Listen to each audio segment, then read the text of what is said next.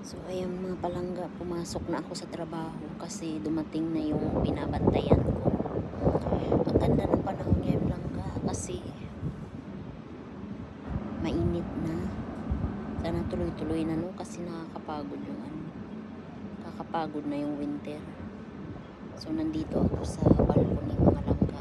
Yung alaga ko natutulog, napagod yata sa biyahe.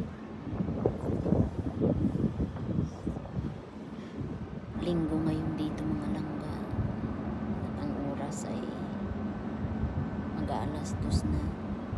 Hinayaan ko muna matulog yung alaga ko doon mga langga kasi napagod siya.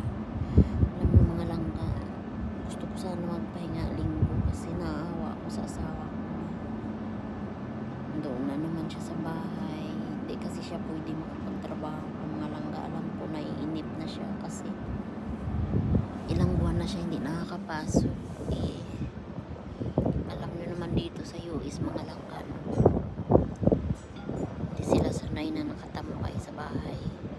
Naawa ako sa asawa ko kasi gusto niya rin na magkasama kami lagi pero no choice mga langga. Kailangan ko magtrabaho kasi marami rin kaming bills na binabayaran, tas may pamilya akong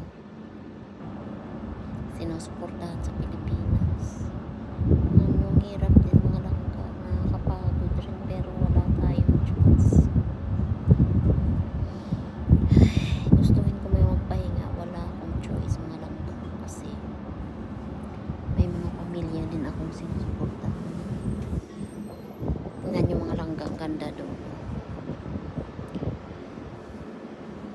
May mga nagpi-fishing siguro doon kasi ang dami kong nakita mga boat na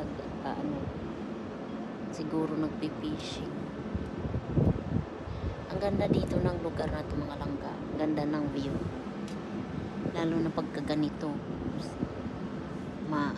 mainit, maraming nagwo-walking doon. Mamaya pag nagising yung alaga ko, ibababa ko siya, baka mag-walking kami doon.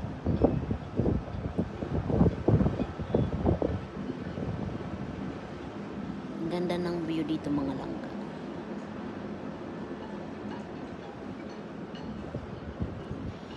Hanggang bukas pa ako ng gabi dito mga langga. Pumasok ako kanina 11:30. So uuwi ako bukas ng alas 7 ng gabi. Guys, nakakapagod din mga langga. Minsan parang gusto ko na rin sumuko. Alam niyo, gusto ko rin magpahinga pero no choice. May mga bayarin tayo. Hindi rin madali yung buhay dito langga sa Amerika. Kailangan mong kumayod.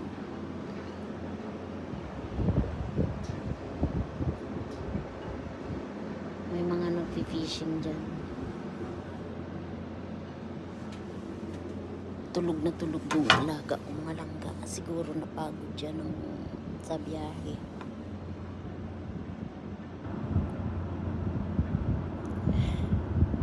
Naantok ako mga langga. Ang sarap ng init dito. Mahangin siya pero nainit.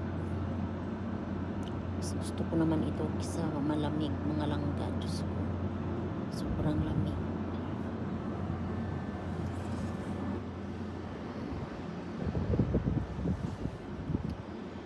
Minsan namimiss ko na yung Pilipinas mga langga. Parang gusto ko nang umuwi sa Pilipinas.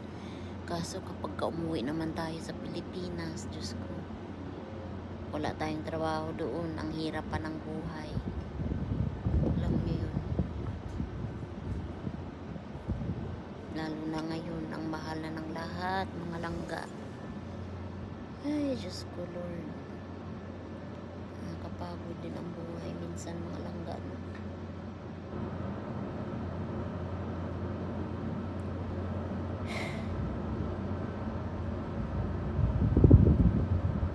Mas masaya sana sa atin, mga langga. Masaya lang, kaso lang mahirap ang buhay natin sa Pilipinas.